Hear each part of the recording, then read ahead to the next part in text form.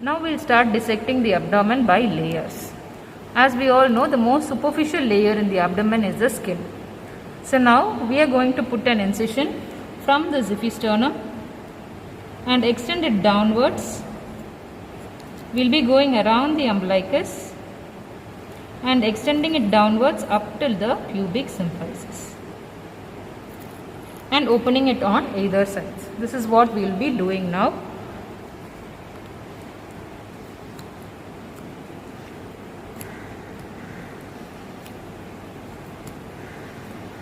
As soon as we dissect the skin, we will be going into a layer of superficial fascia. So dissection of the anterior abdominal wall. We have put the incision, a vertical incision from the xiphisternum downwards, gone around the umbilicus and extended it downwards up to the pubic symphysis. And then we have removed it layer by layer. We'll go into what comes in each layer. I'll first tell you what are all the layers in the anterior abdominal wall. So as we all know, the first layer is the skin. Deep to the skin there is a superficial fascia. Deep to the superficial fascia, we usually have deep fascia, but in the abdomen, deep fascia is absent or very poorly developed. Deep to that there is a layer of muscles. Muscles in the abdomen, they are flat muscles. There are layers of flat muscles. Deep to that there is a fascia which is called as fascia transversalis. Deep to that you have extraperitoneal fat, and then comes the parietal peritoneum which covers the organs of the abdomen. So these are the layers which we will be seeing now one by one. So as we all know, the first layer is the skin. So once we reflect the skin, what we see deep to it is the superficial fascia. So here I have removed the superficial fascia along with the skin. So superficial fascia of the abdomen up till the level of umbilicus is just a single layer. Below the level of the umbilicus, the superficial fascia is divided into two layers. The outer layer is fatty and the inner layer is membranous. The outer fatty layer is called as a fascia camper and the inner membranous layer is called as a fascia scarpa. So this is about the superficial fascia of the abdomen. In the superficial fascia, as you all can see, you have superficial blood vessels and the superficial nerves. Deep to the superficial fascia, when we remove the superficial fascia, there is no deep fascia and we come directly into the plane of the muscles. So in the plane of the muscles, first do you see in the midline a whitish line? This is called as a linea alba. On either sides there is linea semilunaris. And lateral to the linea semilunaris on either sides you can see the muscle fibers. So the muscle fibers in the anterior abdominal wall, they are flat muscles. Flat muscles, as we all know, ends as aponeurosis. Aponeurosis is nothing but a flattened tendon. So for all flat muscles you have aponeurosis instead of a tendon. So here on the lateral aspect you can see the muscles. These muscles get converted into aponeurosis towards the midline, and the aponeurosis of either sides, they meet in the midline and their fibers intermingle to form what is called as a linea alba.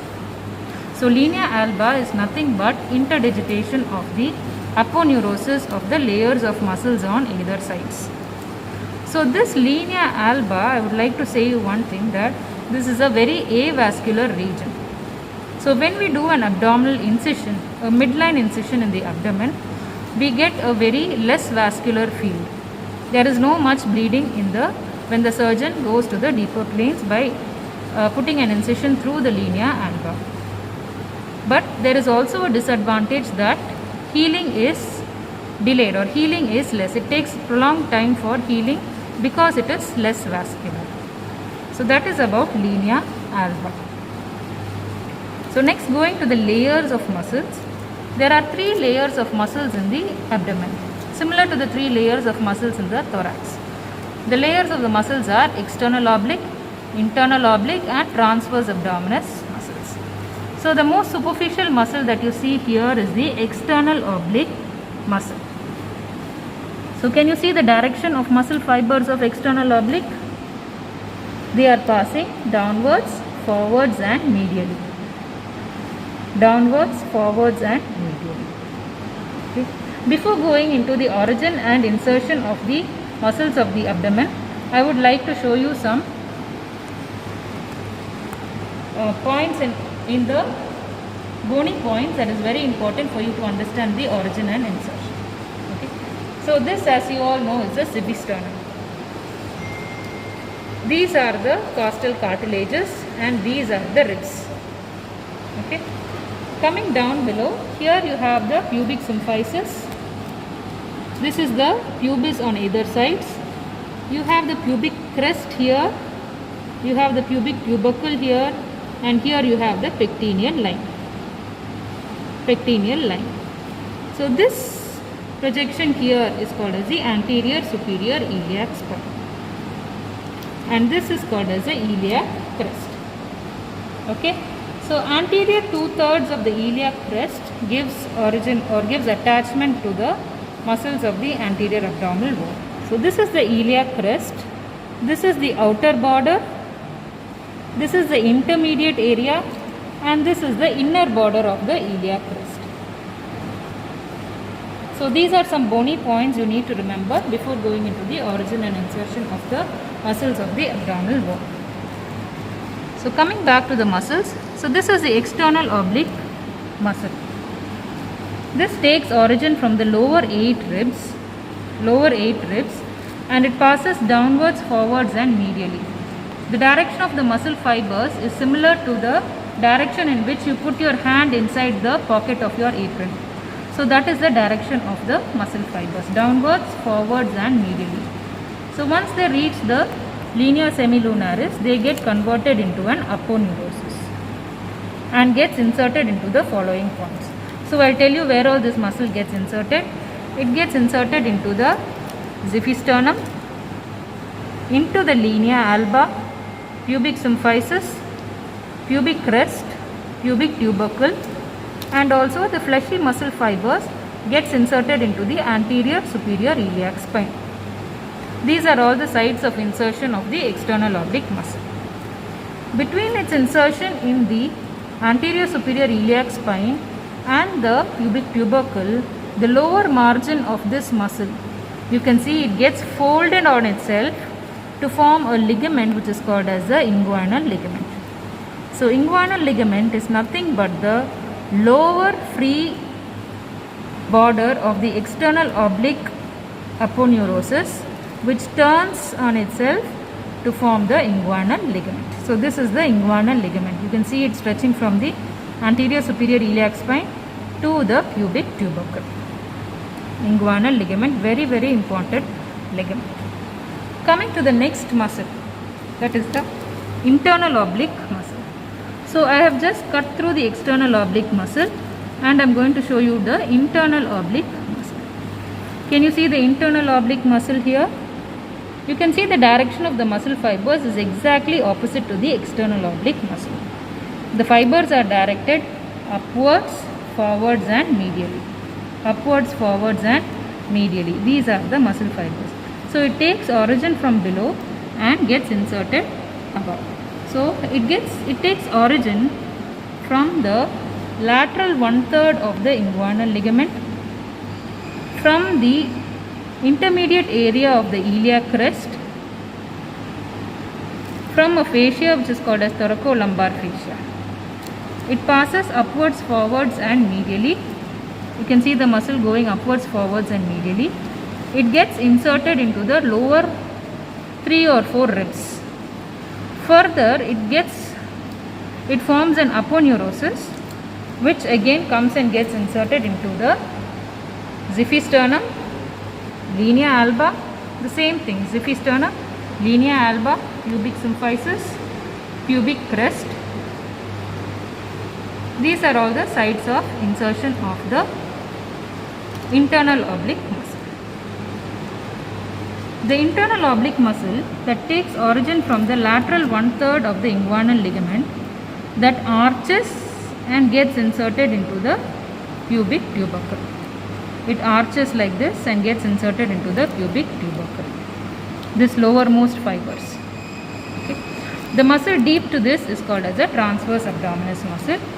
The transverse abdominis muscle takes origin from the inner lip or the inner border of the iliac crest, lateral 1/3 of the inguinal ligament, from the thoracolumbar fascia and from the lower 6 ribs, that is the inner surface of the lower 6 ribs.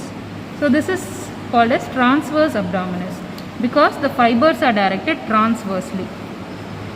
So they take origin from the lateral 1/3 of inguinal ligament, inner lip of iliac crest, from a fascia called thoracolumbar fascia and the inner surfaces of the lower 6 ribs.